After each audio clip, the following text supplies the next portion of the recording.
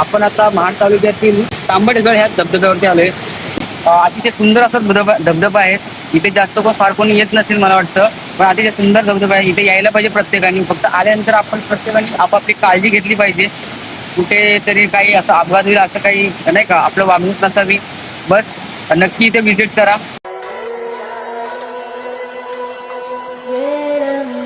तुळसी कोमल नीलवर्णनारायणी नित्य कल्याणी.